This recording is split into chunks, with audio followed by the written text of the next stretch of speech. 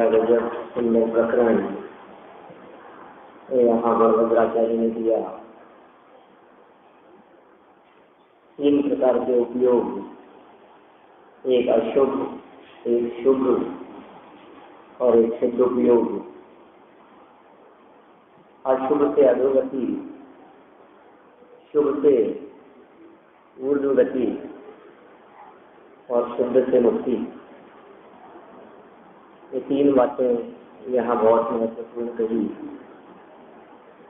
और ये कहा ये उपयोग भी 3 प्रकार के हैं, अशुभ, शुभ और शुद्ध।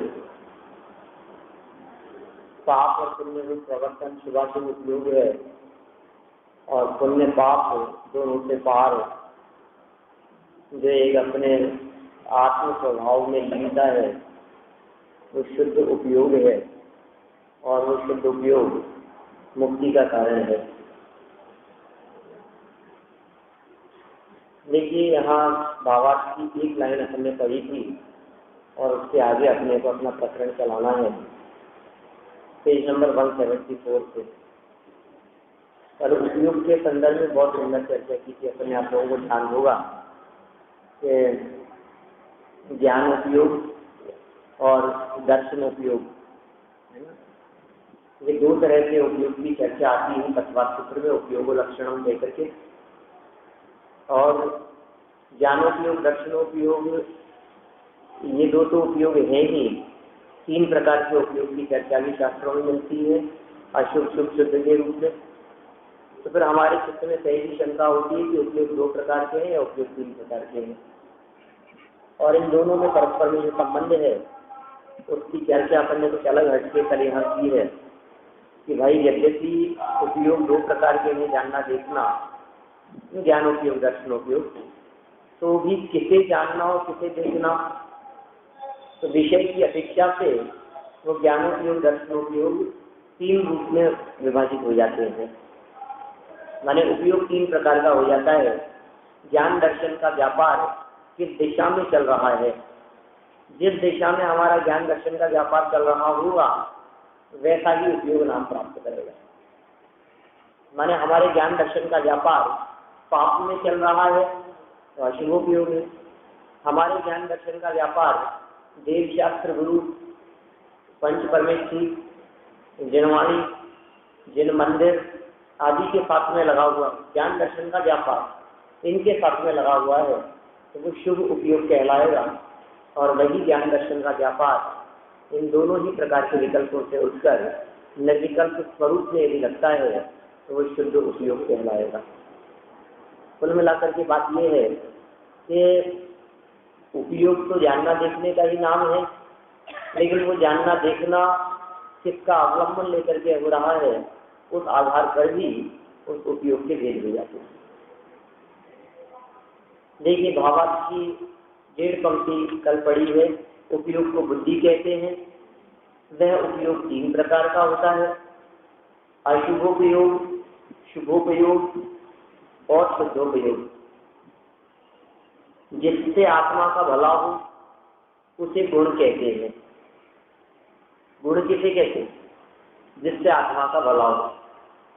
जैसे कहते हैं ना, गुण करे तो थोड़ा ही बहुत है, और चलती है ना इस प्रकार की। गुण करे तो थोड़ा ही बहुत, गुण करे तो मतलब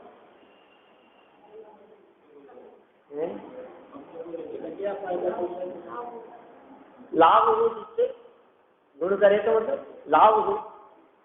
तो ये कह रहे हैं जिससे आत्मा का भला हो उसे गुण कहते हैं, और जिससे आत्मा का बुरा हो उसे दोष कहते हैं। तो लय कारण गुण करे हरे चतुर्गति वास। पाप पुण्य सब नाश कर ज्ञान मान प्रकाश। पाप पुण्य सब नाश कर ज्ञान मान प्रकाश। सोलह कारण क्या गुण करेगी, क्या गुण चाहते हैं हम सोलह कारण से? हरे चतुर्गति वास, चतुर्गति से मुक्त हो जाना, ये मात्र उसका प्रयोजन है सोलह कारण भावना का। तीर्थंकर प्रकृति के बंध के लक्ष्य से तीर्थंकर प्रकृति बंधती नहीं है। यद्यपि उमा स्वामी आचार्य ने तीर्थंकर प्रकृति बंध के कारणों की चर्चा करते हुए इन पूरे कारण भावनाओं की चर्चा की है, तथापि तीर्थंकर परमात्मा बुद्धिपूर्वक इन पूरे कारण भावनाओं को भाते होंगे ऐसा नहीं है, बुद्धिपूर्वक नहीं है। हाँ, सहज उनके हृदय में दर्शन विशुद्धि भी होती है, विनय संपन्नता भी होती है, शील रते क्रांतिचार अभीष्ण ज्ञानोपयोग संदेह शक्ति पर त्याग सब उनके जीवन में होते हैं। त्याग भी होगा, तप भी होगा, संयम भी होगा, वैराग्य रूप परिणाम भी होंगे, अभी सब प्रकार की भक्तियां भी उनके हृदय में होगी। उत्कृष्ट श्रद्धा यानी दर्शन विशुद्धि तो सम्यक दर्शन का प्रतीक है, श्रद्धा की निर्मलता का प्रतीक है, ये सब उनके जीवन में होता है। लेकिन कोई व्यक्ति इन विकल्पों पूर्वक 16 कारण भावनाओं को भाए कि भाई हम 16 कारण भावनाओं का अभ्यास करेंगे, मुझे क्या कर रहे हो आजकल हम 16 कारण भावना का क्यों कर रहे हैं? क्योंकि 16 कारण भावनाओं को भाई कीर्तन कर प्रकृति बनी, इसलिए तो पागल हो गया, ऐसा थोड़ी ना होता है कुछ। ऐसे इन विकल्पों से तीर्थंकर प्रकृति नहीं बनती है, और बंधेगी कितनों को बतलाओ मेरे को, कितने जीव होंगे मैक्सिमम भारत क्षेत्र के अंदर 24 तीर्थंकरी, 24 भी एक साथ थोड़ी ना हो सकते हैं। आप सोचिए उन 24 व्यक्तियों को एक साथ तीर्थंकर प्रकृति नहीं बन सकती, क्यों? क्योंकि उनके काल में एक कोड़ा कोड़ी सागर का डिफरेंस है, सब में एक कोड़ा कोड़ी सागर के काल में 42,000 वर्ष कम कर लो, कोई दम नहीं है उसमें, तो इतने काल में 24 तीर्थंकर होंगे। और यदि अपन ऋषभ देव से लेकर के महावीर स्वामी तक की बात करें तो 42,000 वर्ष भी कहीं नहीं लगते, पूरा कोड़ा कोड़ी सागर से ज्यादा का काल निकल गया, क्योंकि वो तीसरे काल में हो गए थे। अब कोड़ा कोड़ी सागर और आयु कर्म उत्कृष्ट रूप से बनता है 33 सागर, मैक्सिमम है ये, 33 सागर से ज्यादा आयु कर्म मिलता नहीं। और कितना है? करोड़ गुना करोड़ सागर, कितने भाव हो जाएंगे? और सारे भाव 33 सागर के हो गए क्या? अरे 33 सागर का भाव तो एक तो 7वें नरक की उत्कृष्ट आयु है और एक सर्वार्थ सिद्धि की आयु है। नहीं, सर्वार्थ सिद्धि वाला जो जीव है वो जीव से एक भवावतारी होता है, तो 33 सागर की आयु वाले तो जीव हो ही नहीं सकते, ठीक है। और 7वें नरक में जाने की बात करें तो 7वें नरक में भी कितनी बार जाएगा? उत्कृष्ट संख्या की चर्चा की है, कितनी बार जा सकता है 7वें नरक में, तो आप देखेंगे ज्यादा बार नहीं और कंटिन्यू होता नहीं। 7वें नरक से निकल करके 7वें नरक में जीव जाए उत्कृष्ट है तो 2 बार जा सकता है। सही, अभी जो बात कह रहा हूँ तो सुनो एक बार पहले, मुझे पता नहीं है कि 2000 सागर देखते, तो मैं इससे ये कह रहा हूँ 2 बार जा सकता है 7वें नरक में, पता है आपको इस बात का? तो मैं कुछ नई बात कहना चाह रहा हूँ, वो तो समझो, सुनो एक बार पहले। 2 बार जा सकता है 7वें नरक के अंदर कोई व्यक्ति जाए तो, कंटिन्यू जाए तो।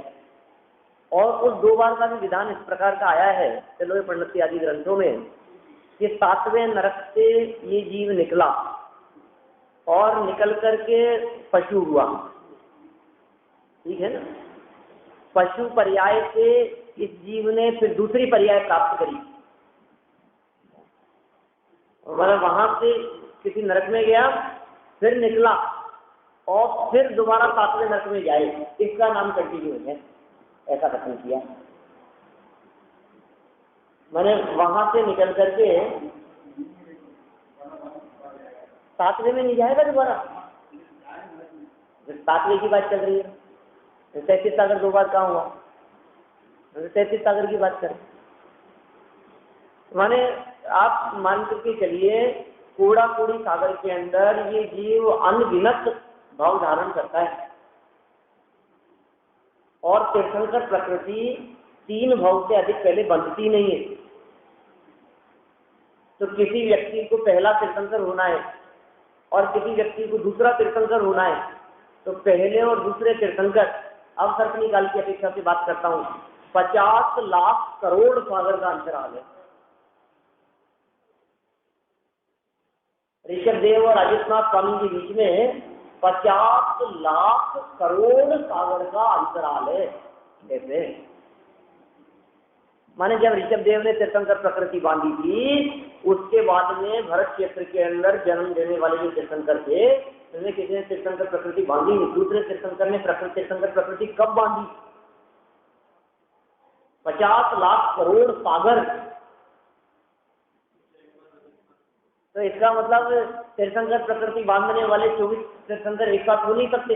जिन्होंने तीर्थंकर प्रकृति बांधी है तो कितने जीव बांधेंगे? कि नहीं साहब, भारत की थोड़ी ने एरावत की, वहाँ भी यही स्थिति है। विदेश एट ए टाइम 250 170 हो सकते है ना, मैक्सिमम 250 तीर्थंकर होंगे एट ए टाइम। तीर्थंकर एक ही काल में यदि तीर्थंकर हुए तो 170 हो सकते हैं। ठीक है, आपने अजितनाथ स्वामी के काल में हुए थे, जब यहाँ दूसरे तीर्थंकर मौजूद थे, उस समय 250 के पूरे 170 आर्य खंडों में तीर्थंकरों का सद्भाव था। तो भी मैक्सिमम 170 जीव मान सकते हैं ना तीर्थंकर प्रकृति। और जीव कितने? अनंत। और क्षेत्र कितना बड़ा है ये? मनुष्यों की अपेक्षा से बात करें तो 45 लाख योजन का 2.5 का क्षेत्र। 45 लाख योजन प्रमाण 2.5 के क्षेत्र में मात्र 170 जीव ऐसे होंगे तीर्थंकर प्रकृति बांध सकते हैं।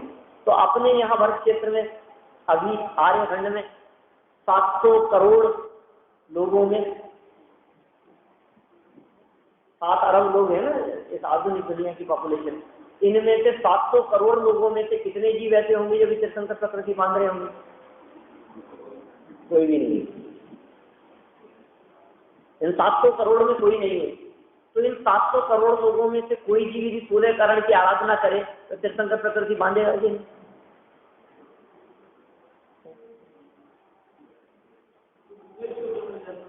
क्या कुछ नहीं है। यहाँ के भरत क्षेत्र पंचम काल के जीव विदेश क्षेत्र में जाकर के तीर्थंकर बनने वाले होते ही नहीं। पूरे भरत क्षेत्र पंचम काल में सिर्फ 127 जीव ऐसे होंगे मैक्सिमम। 123 और 127 दोनों कथन आते हैं। मैं ज्यादा की बात कर रहा हूँ, 127 बोल दिया मैंने। ठीक है, तो आप 64 से आगे आगे करके आएंगे तो पूरा टोटल 123 होगा। ठीक है, लेकिन वहाँ 12 की जगह 16 का भी व्याख्यान आया है, इस अपेक्षा से 127 हो जाते हैं। ठीक है, मैंने विविध अपेक्षाएं हैं। अभी 2-4 दिन पहले आपसे बात चल रही थी ना, वो 58-59 शलाका पुरुष चलो पंडित में कथन आया है इस प्रकार का। मैंने अलग अलग गाथा पाठांतर से विवक्षा भेद से अभी पढ़ने में आया, आपको चर्चा हुई उसके बाद में। मैंने विवक्षा भेद से आचार्य देव ने, यतिव्रत आचार्य देव ने 63 शलाका पुरुष होते हैं ऐसा सामान्य कथन किया। फिर कथन किया उन्होंने कि 63 शलाका पुरुषों में से वर्तमान में 58 ही हुए हैं। फिर अलग गाथा के अंदर कथन किया कि 63 शलाका पुरुषों में से 58 नहीं 59 हुए हैं। फिर उन्होंने कथन किया 63 शलाका पुरुषों में से 60 हुए हैं। ऐसे 3 अलग अलग गाथाएं थी आचार्य देव ने। फिर तीनों का स्पष्टीकरण किया कि जहां 58 होने की बात कही है वहां समझना चतुर्थ काल की अपेक्षा से कही गई बात है। तो 5 लोग कम हो गए 63 में से। ये कौन कौन से कम हो गए? कि एक तो ऋषभ देव तीसरे काल में हुए थे। तो वर्तमान चतुर्थ काल में 63 शलाका पुरुषों में से एक तो तीर्थंकर ही कम हो गए। 24 तीर्थंकरों में से 23 ही तीर्थंकर हुए। और शांतिनाथ, कुंजनाथ, अरनाथ 3 ये कम हो गए। और एक नारायण त्रिप्रष्ट नाम के वही जीव आगे चल करके भगवान महावीर स्वामी हुआ। तो एक ही व्यक्ति ने 2 पद ले लिए, एक त्रिप्रष्ट नाम का नारायण भी हो गया और एक 24वां तीर्थंकर महावीर भी हो गया। और शांतिनाथ स्वामी तीर्थंकर भी थे और चक्रवर्ती भी थे। कुंजनाथ स्वामी तीर्थंकर भी थे, चक्रवर्ती भी थे। अरनाथ स्वामी तीर्थंकर भी थे, चक्रवर्ती भी थे। 5 कम हो गए। तो 63 में से कितने हुए? 58 ही हुए। फिर अन्यत्र कथन किया ये साहब 58 नहीं 59 हुए हैं। कि वो कैसे? ऋषभ देव को शामिल कर लो। हुए तो थे ना तीर्थंकर आखिर अलग। तीसरे काल में हुए थे तो क्या हुआ? एक युग में इस अवसर्पणी काल में 59 जीव ऐसे हुए हैं जिन्होंने 63 शलाका पुरुषों की पदवियां प्राप्त की। 4 जीव कम हो गए, शांतिनाथ, कुंजनाथ, अरनाथ और एक भगवान महावीर स्वामी त्रिप्रष्ट नारायण। 59 का कथन हो गया। फिर कहा उन्होंने कि साहब ये जो आप 59 कहते हो 59 नहीं 60 हुए हैं। घाट कैसे हो गए? तो कहा नारायण और तीर्थंकर, ये जो आप एक ही जीव को कह रहे हो, ये दोनों तो अलग अलग थे। एक का नाम श्रीकृष्ण था, एक का नाम महावीर था। तो दो अलग अलग जीवों ने अलग अलग पदवियां धारण की ना। जिस समय नारायण था, जो जीव नारायण था वो जीव तीर्थंकर नहीं था, जो जीव तीर्थंकर था वो नारायण नहीं था। दो अलग अलग व्यक्तियों को चांस तो मिला काल की अपेक्षा से, तो तीन ही कम कर सकते हैं, क्योंकि शांतिनाथ, स्वामी कुंजनाथ और अरनाथ, ये चक्रवर्ती और तीर्थंकर ये तो एक साथ ही थे, दो को चांस नहीं मिला, तो तीन कम कर सकते हैं। ये उल्लेख किया आचार्य आचार्य जी ने। अगर 63 शलाका पुरुषों में से कितने हुए? बोले 60 हुए। तो तीन अलग अलग गाथाएं की, 58 का कथन दिया, 59 का कथन दिया, 60 का कथन किया। अपेक्षा समझनी पड़ेगी। फिर हम यहाँ बात कर रहे हैं, बात आपने बीच में उठा दी थी तीर्थंकर बनने के संदर्भ में, 16 कारण भावनाओं को उठा करके तीर्थंकर प्रकृति बांधने का जो कथन है, बहुत स्थूल, बहुत सामान्य कथन समझना चाहिए। वास्तव में वस्तु स्थिति ऐसी नहीं होती। कोई व्यक्ति 16 कारण के व्रत करता हो, कोई व्यक्ति 16 कारण का विधान रचाता हो, कोई व्यक्ति हर साल में 3 बार 16 कारण विधान करता हो, अब उसको तो तीर्थंकर प्रकृति बननी चाहिए ना।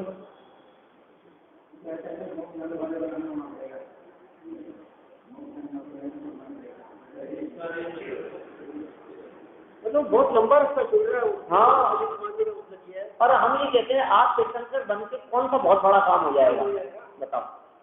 सामान्य से मोक्ष जाओ ना। सामान्य से मोक्ष जाने वालों की बात करेंगे। देखिए आप पूरे कितने काल में 10 कूड़ा कूड़ी सागर का उत्तरपनी काल, 10 कूड़ा कूड़ी सागर का उत्तरपनी काल, ठीक है। 10 कूड़ा कूड़ी सागर के काल में, अवतर्पणी काल में, जो उत्तरपनी काल में, इस भरत क्षेत्र में मात्र और मात्र 24 जीव ऐसे होते हैं जो तीर्थंकर बनते हैं। अवतर्पणी में 24, उत्तरपणी में 24। भरत क्षेत्र की बात कर रहा हूं मैं, जम्बू द्वीप के भरत क्षेत्र की बात कर रहा हूं, 5 भरत की नहीं, फिर नहीं तो गड़बड़ हो जाएगी। हमारे यहाँ जम्बू द्वीप के भरत क्षेत्र में 10 कूड़ा कूड़ी सागर के काल में 24 जीव तीर्थंकर प्रकृति बांध करके तीर्थंकर बने हुए। और लेकिन मोक्ष जाने वाले कितने होंगे? यदि इस बात को लगाया जाए तो कितने होंगे? काउंटिंग नहीं है, कहाँ नहीं है, काउंटिंग तो नहीं है, लेकिन फिर भी हम आपको बतलाते हैं बहुत जीव हो सकते हैं, और वो कर्मों की संख्या में है। क्योंकि पहले दूसरे तीसरे में तो जाता नहीं, ठीक है। भरत क्षेत्र अवतर्पणी उत्तरपणी किसी की भी बात कर लो, सुकमा में नहीं है, सुकमा में नहीं है, और सुकमा में नहीं है, 3 काल में तो जाता नहीं है, और दुखमा और दुखमा में नहीं जाता है। तो एक कूड़ा कूड़ी सागर का काल हो गया। अब एक कूड़ा कूड़ी सागर, और उस एक कूड़ा कूड़ी सागर के अंदर जीव मोक्ष जाते रहते हैं, तो कितने हो सकते हैं? करोड़ों अरबों खरबों जीव होंगे जो मोक्ष जा सकते हैं। तीर्थंकर बनने वाले कितने? मात्र 24, और मोक्ष जाने वाले कितने? अनगिनत। अच्छा, अब चलो कोई बात नहीं, मोक्ष जाने की यदि हम बात कर रहे हैं तो मोक्ष जावे और तीर्थंकर बनकर के मोक्ष जावे, तीर्थंकर अवस्था भी शाश्वत तो नहीं है, तीर्थंकर अवस्था भी स्थिर तो नहीं है, शादी अनंत काल के लिए तो नहीं, आयु प्रमाण जितनी उम्र होगी उतने समय तक रहेंगे, ठीक है। जितनी आयु शेष बची होगी उतने समय तक तीर्थंकर बन करके रहेंगे। तीर्थंकर अवस्था भी गुणस्थानातीत तो नहीं है, 13वां गुणस्था नहीं है, ठीक है, मतलब मुक्त नहीं है तीर्थंकर परमात्मा भी। किसी अपेक्षा से आप उनको मुक्त कह सकते हो, लेकिन मुक्त नहीं है, मुक्त तो सिद्ध परमात्मा ही होते हैं। तो उस तीर्थंकर अवस्था से सिद्ध अवस्था की प्राप्ति करेंगे, और सामान्य से केवली होकर के सिद्ध अवस्था की प्राप्ति करें।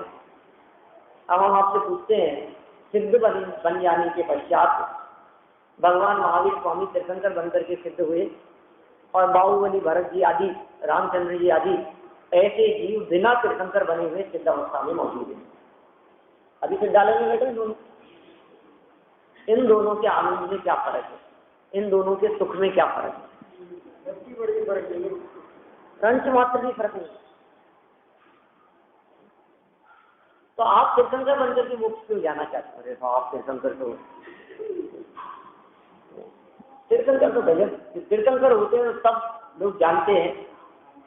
तीर्थंकर होते हैं तो उनका नाम होता है, सब लोग, कितना नाम होता है तीर्थंकरों का और कितने जीव जानते हैं। काल सापेक्ष तीर्थ। काल में पूछे तो शलाका पुरुष महापुरुष में क्या अंतर है? मैंने पूरा किलो प्रणति में देखने का प्रयास किया, मेरे को कहीं नहीं मिला उसमें। लेकिन मैंने सोचा, उसके बारे में विचार किया कि उसमें आखिर फर्क क्या हो सकता है। तो मैं इस निष्कर्ष पर पहुंचा, शलाका पुरुष और महापुरुष में जो अंतर किया गया होगा, जो 163 और 169 का जो भेद किया गया है, उसमें यही अंतर लगता है कि एक जो प्रसिद्ध है वे 63 है, और जो प्रसिद्ध नहीं है वे महापुरुष तो है, लेकिन जो जगत में प्रसिद्ध नहीं है वे 169 में चले जाते हैं। ऐसा क्या आधार बना दिया आपने ऐसा क्या सोच लिया कि वो प्रसिद्ध नहीं है और वो प्रसिद्ध है? मैं बतलाता हूँ ना क्या आधार है। जब विचार किया उसके बारे में तो ऐसा महसूस किया कि देखिए तीर्थंकर तो अपने आप में ही बहुत महान है। 24 तीर्थंकरों के नाम आज हिंदुस्तान में बहुत जैनी लोग जानते होंगे, लेकिन 24 तीर्थंकरों के माता पिता के नाम कितने लोग जानते हैं? नहीं ना। 24 तीर्थंकरों की जितनी जैसी जय जयकार होती है, 3 लोग के नाथ हैं, वैसे उनके माता पिता तो नहीं, वे तो त्रिलोक की नाथ है। तो 24 तीर्थंकर तो 3 लोक में, और बहुत जीव, पूरा विश्व, पूरी दुनिया। और जब उनके तीर्थंकर प्रकृति का उदय आता है तो 3-3 गतियों के जीव उनके यज्ञ सह प्रवादी भक्तामर में श्लोक आता है कि 3 लोक में उनकी ख्याति है। दुंदुजी जो है सारे लोक में उनकी ख्याति प्रसिद्धि दिखाई देती है। तो तीर्थंकर तो अलग ही हो गए। चक्रवर्ती 6 खंड के अधिपति है, शासक है, तो अपने आप में सारी दुनिया उनको जानने वाली हो गई। शलाका पुरुष की बात कर रहा हूं मैं। तीर्थंकर उनको सब जानने वाले हैं, शलाका पुरुष में तीर्थंकर शामिल हो गए। अब चक्रवर्ती 6 खंड के अधिपति, उनको सब जानने वाले। अब नारायण प्रतिनारायण 3-3 खंड के अधिपति होते, तो कितनी बड़ी दुनिया हो गई। 1 आर्य खंड, 2 मृत्य खंड, सब उनको जानने वाले हैं। और ऐसे ही बलभद्र कौन होते हैं कि नारायण के भाई होते हैं और साथ ही रहते हैं। तो जो नारायण है उन नारायण से कम ख्याति बलभद्र की नहीं होती। तो सर्व जगत के जीव तीर्थंकर, चक्रवर्ती, नारायण, प्रतिनारायण, बलभद्र इनको जानने वाले होते हैं, इसलिए विशेष पुण्यशाली शासक होते हैं, इसलिए 63 शलाका पुरुष हैं। लेकिन न तो उनके माता पिता ऐसे कोई शासक होते हैं, ठीक है ना, और न ही कोई कामदेव की विशेषता क्या है? कहीं पे राजा हो, महाराजा हो, वो कोई बात नहीं है कामदेव में, तो सारी दुनिया जानती है। सुंदर है, सौंदर्य का प्रतीक है, बस ठीक है, वैसा होते हैं। महापुरुष तो है, लेकिन दुनिया जाने उनको, ऐसी बात नहीं। रुद्र है, नारद है, 3 खंड के अधिपति होते हो ऐसा तो कुछ नहीं है। 6 खंड के शासक होते हो ऐसा तो कुछ नहीं है। सम्राट होते हो कहीं के ऐसा तो कुछ नहीं है। विशेष पद है, विशेष योग्यता है। नारद हो चाहे रुद्र हो, कुलकर है, कुल परंपरा से एक समस्या का समाधान करते रहे। लेकिन जैसा उनमें देखा जाता है 3 खंड 6 खंड के अधिपति पना, लोक में ख्याति पना सब लोग जानते हैं, वैसा उनमें नहीं। ऐसा अपन भेद कर सकते हैं 63 शलाका पुरुषों को स्पेशल कहने के लिए, ठीक है, और बाकी सबको सामान्य कहने के लिए। क्या 63 शलाका पुरुष विदेश क्षेत्र में भी होते हैं, लेकिन पूरे 169 महापुरुष वहां नहीं होते विदेश क्षेत्र में, क्योंकि विदेश क्षेत्र में नारद नहीं होते, विदेश क्षेत्र में रुद्र नहीं होते, विदेश क्षेत्र के अंदर कुलकर भी नहीं होते। विदेश क्षेत्र में हमेशा चौथा काल रहता है ना। कुलकर परंपरा जो है, ये कुलकर शब्द का प्रयोग आया मनु के अर्थ में, सृष्टि प्रारंभ करता। भरत ऐरावत क्षेत्र में होते हैं, और वो भी भोग भूमि के समापन के काल में होते, अवतर्पणी काल में होते, उत्तरपणी में नहीं होते। उत्तरपणी में कुलकर नहीं होते।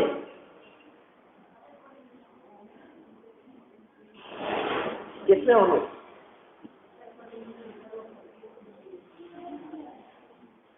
काय के लिए होंगे खुलकर? क्यों होंगे? कहाँ होंगे? कैसे होंगे? क्या उपयोगिता है उनकी? कैसे होगा सोचो। माने भोग भूमि समापन के काल में जो खुलकर है वे सारी समस्याओं के समाधान के लिए होते हैं कुल परंपरा से। पूरा कोड़ी सागर की भोग भूमि होती है, उसके बाद खुलकर 18 कोड़ा कोड़ी सागर की भोग भूमि होती है, उसके बाद खुलकर होते हैं। 18 कोड़ा कोड़ी सागर की कैसे?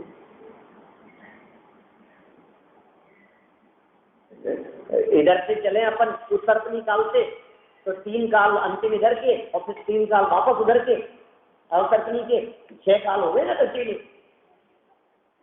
जगन्य भोग भूमि, मध्यम भोग भूमि, उत्तम भोग भूमि, ठीक है। फिर अवतरपनी शुरू हुआ तो फिर उत्तम भोग भूमि, फिर मध्यम भोग भूमि, फिर जगन्य भोग भूमि।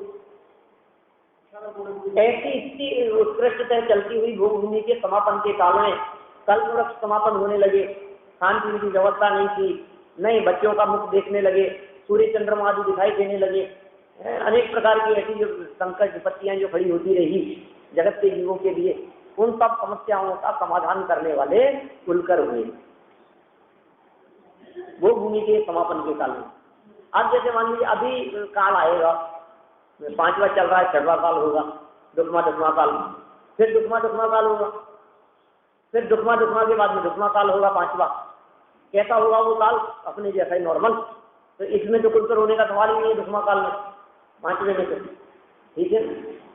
फिर दुखमा काल में ऐसा कुछ है भी नहीं कि अब इनकी समस्याओं का समाधान करने के लिए जो है खुलकर हों, और फिर उनके जो पुत्र होंगे वो पहले तीर्थंकर होंगे, श्रेणी के जीव, क्या नाम उनका,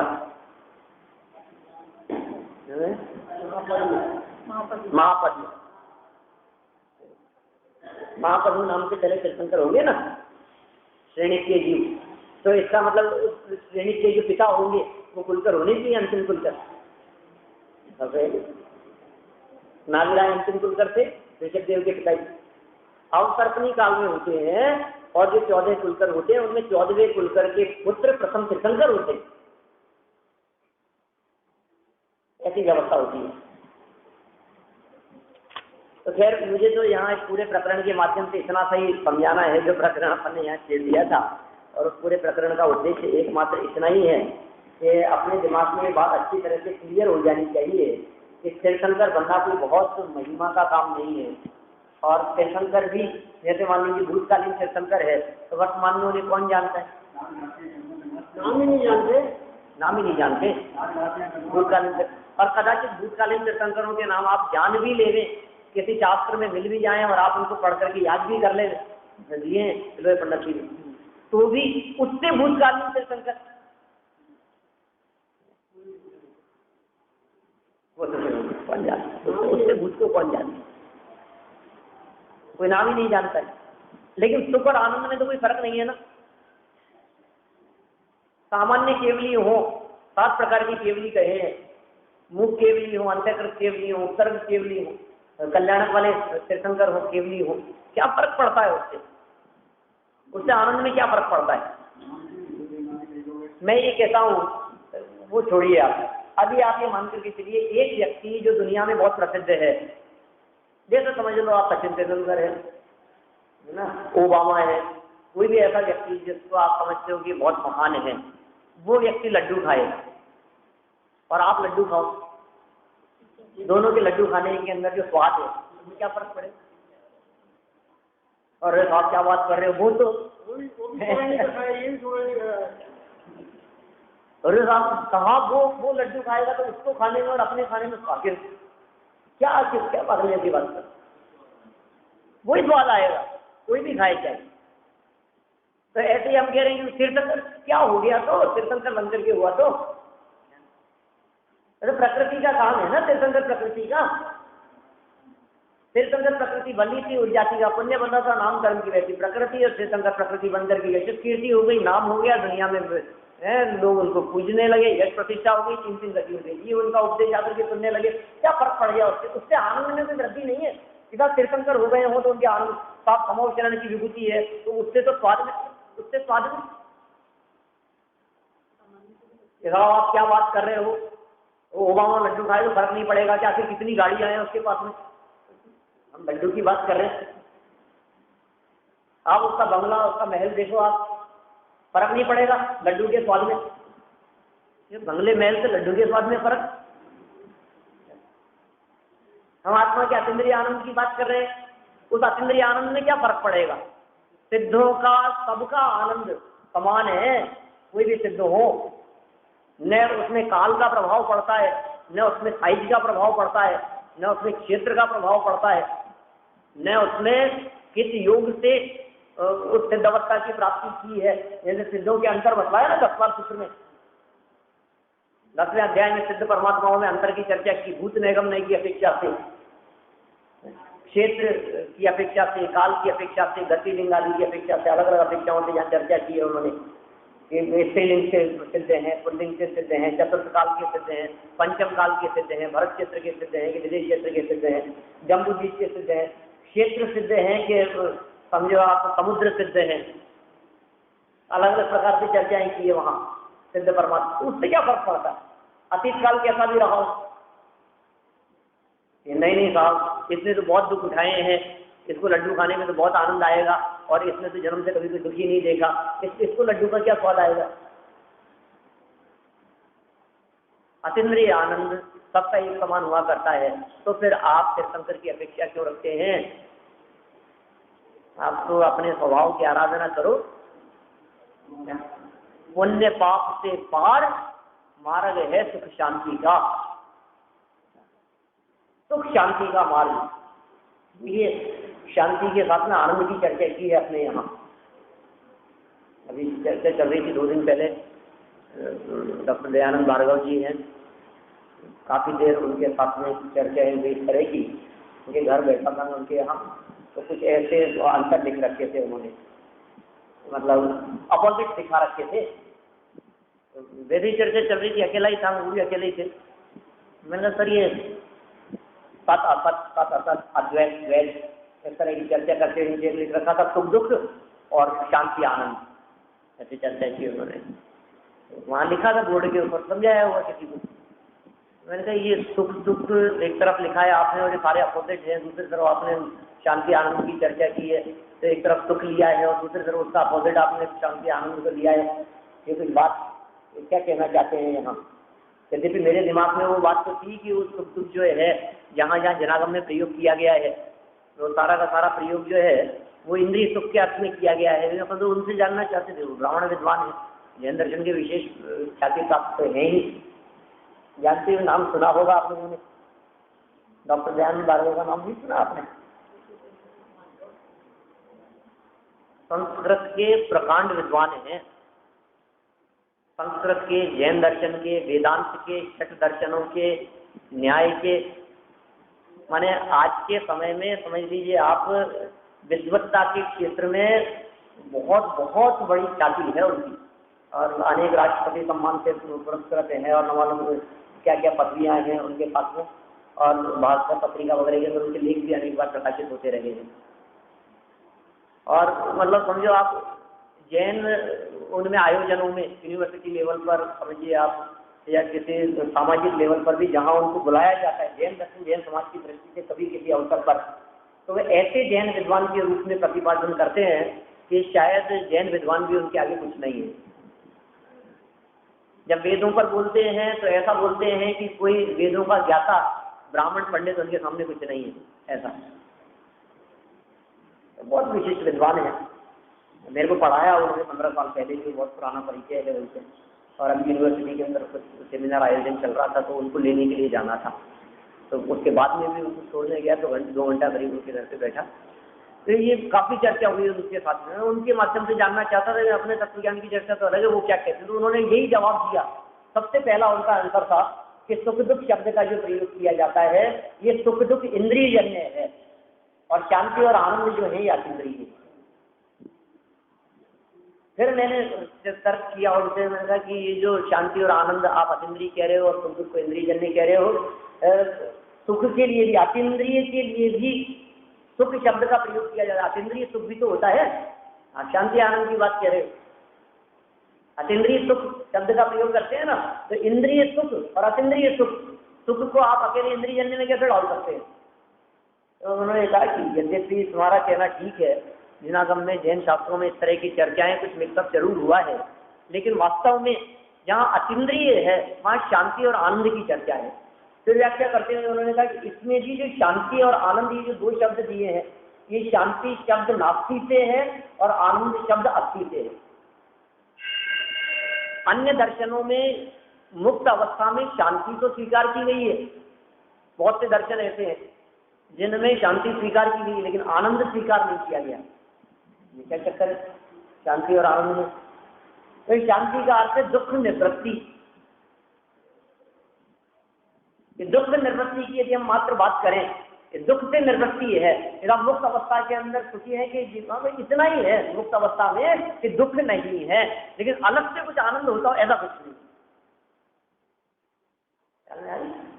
जैसे तकलीफ मिट जाना, परेशानियां और संकट मिट जाना, ये मिट जाना ये किस चीज का सूचक है? शांति, निवृत्ति, नास्ति पर कथन है। लेकिन जैन दर्शन ऐसा दर्शन है जो शांति तो मानता ही है, जो कर्म निवृत्ति की चर्चा तो कहता ही है, जो द्रव्य कर्म, भाव कर्म और नौ कर्म से निवृत्ति की बात तो कहता ही है, जो कषाय मुक्ति किल मुक्ति रेव इसकी चर्चा करता है, जैसा हरिभद्राचार्य ने कहा है, कषाय मुक्ति की चर्चा करता है। लेकिन उसके साथ में, कषाय मुक्ति के साथ साथ में कि आत्मा के अतीन्द्रिय आनंद की प्रकटता, अनंत आनंद की उत्पत्ति, आनंद अभूतपूर्व सुख वो वहां मौजूद है, ये विलक्षण बात करता है जैन दर्शन। इसलिए हमने शांति और आनंद दो शब्द यहाँ दी, स्पेशल शब्द। तो हम ये कह रहे हैं कि जो शांति और आनंद एक सामान्य केवली को हुआ है, सामान्य व्यक्ति ने सिद्धावस्था की प्राप्ति की, और अनगिनत ऐसे हैं, मैंने जो नाम बतलाए रामचंद्र जी, भरत, बाहुबली आदि, इनके तो आप नाम जानते हैं, लेकिन कितने ही जीव ऐसे हैं अनगिनत जिनके आप नाम नहीं जानते। जानेंगे भी कैसे? यशस कीर्ति का उदय नहीं है, कर्म प्रकृति का उदय नहीं है। अरे जानने या नहीं जानने से उससे क्या फर्क पड़ता है? लोग जाने इस बात से योग्यता का क्या फर्क पड़ता है? ये नहीं कहा जो जितने ज्यादा फेमस हैं वे उतने ज्यादा योग्य हैं, इस धोखे में मत रहना।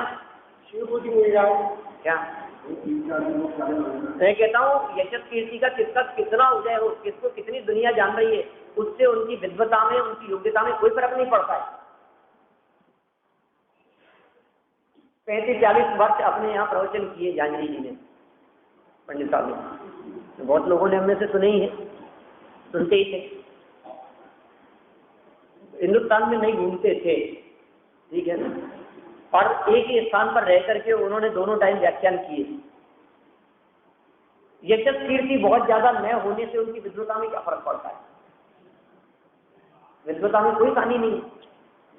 चारों अनुयोगों के प्रकांड विद्वान थे, हम लोग जानते हैं उनकी विद्वता जो थी वो वास्तव में अद्वितीय थी हर क्षेत्र में, चारों अनुयोगों के क्षेत्र में।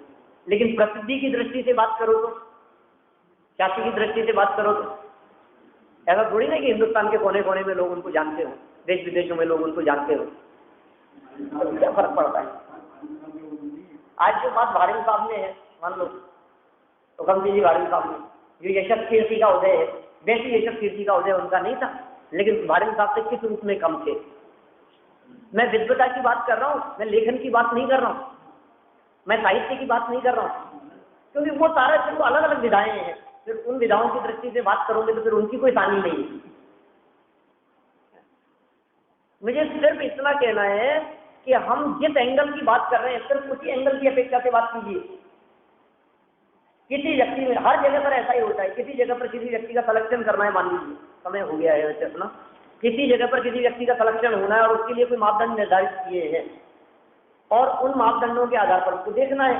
अब हम ये कहें कि नहीं साहब इसके अलावा ये तो विदेशों में भी जाकर के आया है, नहीं साहब ये तो इसके पास ये तो इसका फैमिली बैकग्राउंड इतना, तो उससे क्या लेना देना है वो सारी चीजें? ये नहीं साहब ये तो संपन्न है। अरे उस संपन्नता से यूनिवर्सिटी के अंदर किसी चीज में, किसी जगह पर किसी की नियुक्ति करने में उन चीजों का क्या लेना देना है? वो उसके मापदंड का आधार नहीं है। वैसे व्यक्तिगत जीवन के लिए हो सकता है, किसी व्यक्ति को कॉलेज में एडमिशन लेना है तो उसको कॉलेज में एडमिशन लेने के लिए मान लीजिए 50% मिनिमम चाहिए। अब कहेंगे साहब 50% तो नहीं है, लेकिन कोई बात नहीं, इसके साथ में इसकी फैमिली भी देखो, आप इसकी संपन्नता भी देखो, अब इनको और क्वालिटी बहुत सारी है वो सब, अरे तो लेकिन क्या करें उसका, वो यहाँ उपयोगी नहीं है ना, दूसरी चीजें होगी। यहाँ जिस मुद्दे की चर्चा चल रही है, जिस पॉइंट की चर्चा चल रही है, उसी पॉइंट के आधार पर निर्णय किया जाएगा, उसी पॉइंट के आधार पर सिलेक्शन किया जाएगा।